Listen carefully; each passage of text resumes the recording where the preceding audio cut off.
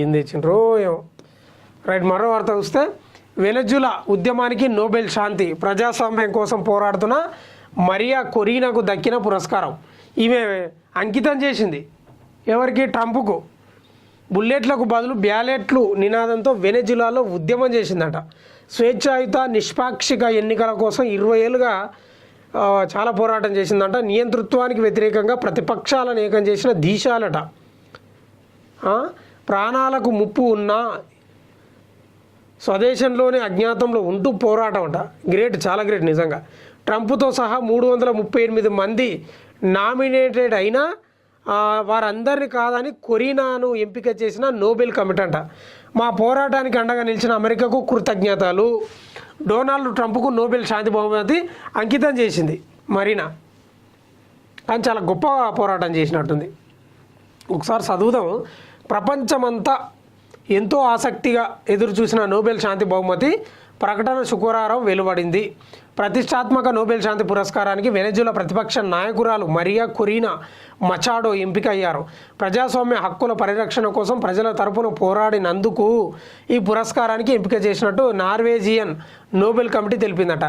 చీకట్లు కమ్ముకున్న ప్రాంతంలో ఆ ప్రజాస్వామ్య జ్వాల వెలిగేలా చేస్తున్న సాహసిగా శాంతి కోసం ఆమె చేసిన విశేష కృషికి గాను ఈ పురస్కారం ఇస్తున్నట్లు పేర్కొంది.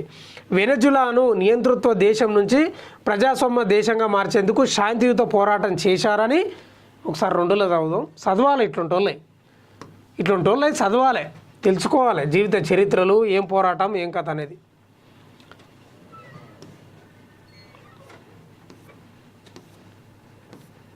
ఇన్నే ఉంది. Committee chairman Watne Frydnes ప్రశంసించిందట.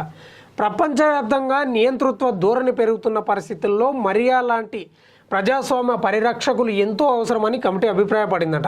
America అధ్యక్షుడు డొనాల్డ్ ట్రంప్ సహా ఈ ఏడాది మొత్తం 338 మంది ప్రముఖులు నామినేటెడ్ అవ్వగా వారందరినీ కాదని ఈ గౌరవాన్ని మచాడో సొంతం చేసుకున్నారు.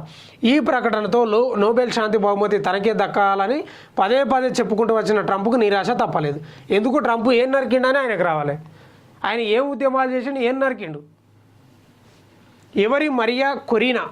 ఇప్పుడుంది అసలు కథ. ఒకప్పుడు లాటిన్ అమెరికాలో అత్యంత సుసంపన్న దేశంగా ఉన్న వెనజులా గత కొన్ని సంవత్సరాలుగా నియంతృత్వ పాలన, ఆర్థిక వ్యవస్థ కుప్పకూలడం, రాజకీయ అస్థిరత, మానవతా సంక్షోభం వంటి కారణాలతో కుదేలైందట.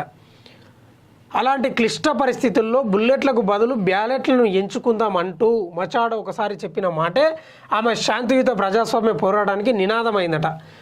సుమేట్ అనే స్వచ్ఛంద సంస్థను స్థాపించి 2 దశాబ్దాలుగా దేశంలో స్వేచ్ఛ నిష్పాక్షిక ఎన్నికల కోసం ఆమె పోరాటం కొనసాగించిందట.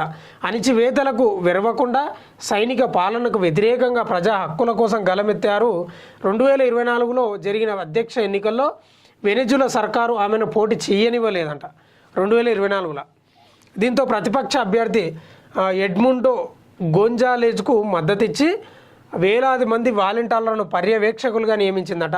బెదిరింపులు, అరెస్టులు, హింస వంటి కుట్రల మధ్య కూడా ప్రతిపక్షం విజయం సాధించినట్టు సాక్ష్యాలు ఉన్నా అధికార పక్షం ఫలితాన్ని అంగీకరించలేదు. దీంతో ప్రతిపక్షం భారీ నిరసనలు చేపట్టింది. దేశవ్యాప్తంగా జరిగిన ఆందోళనలో దాదాపు 20 మంది చచ్చిపోయారంట.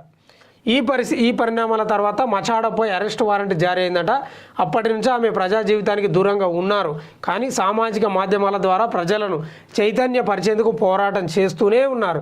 తన ప్రాణాలకు ముప్పు ఉందని తెలిసిన వెనజులా ప్రజల కోసం దేశంలోనే ఉంటూ లక్షలాది మందికి స్ఫూర్తి నిలిచిందంట. ఇట్లుంటోళ్ళకి కదా రావాల్సింది నోబెల్ శాంతి బహుమతులు. మదర్ తెరీసా లాంటి వాళ్ళకి కదా రావాల్సింది. ఈ ట్రంప్కి ఎందుకు రావాలనేది పెద్ద ప్రశ్న. ఇప్పుడు ఆయన ఏం నరికిండు, ఏడ శాంతి కోసం కొట్లాడిండు, ఏడ యుద్ధాలు ఆపిండు, ఏడ అడ్డం పండుకున్నాడు, ఏమో తెలియదు. మరి తెలియదు. భారత్ పాక్ మధ్య యుద్ధం కూడా నేనే ఆపిన అంటున్నాడు. నరేంద్ర మోడీ ఏమో ఏం లేదు, ఆయన చెప్తే ఎందుకు మేము ఆపుతాం, మాకు తెలియదా, మాకు తెలియలేదా, మేమే ఆపినాము, మేమే అంటే మేం కాదు, వాళ్ళు ఆపమన్నారు, వారు చర్చలకు వచ్చిండ్రు పాకిస్తాన్ వాళ్ళు, ఇంకా చాలు మీరు నాశనం అయిన కాడికి చాలు, మేము ఇప్పటికే పూర్తిగా నాశనం అయిపోతున్నాం, ఇంకా చాలు మహాప్రభు అని వాళ్ళు వేడుకున్నందుకే మేము ఆపినామని నరేంద్ర మోడీ అంటాడు. ఆయననేమో నేనే ఆపినాని ఆయన అంటాడు. ఎట్లా చేయాలి ఇప్పుడు? ఎవరి నానాల్లో నాకు అర్థమవుతలేదు. కానీ చాలా పోరాటం చేసింది మరియా కొరీనా. మామూలుగా చేయలేదు. ఓ రకంగా అహింస మార్గంలో పోయింది.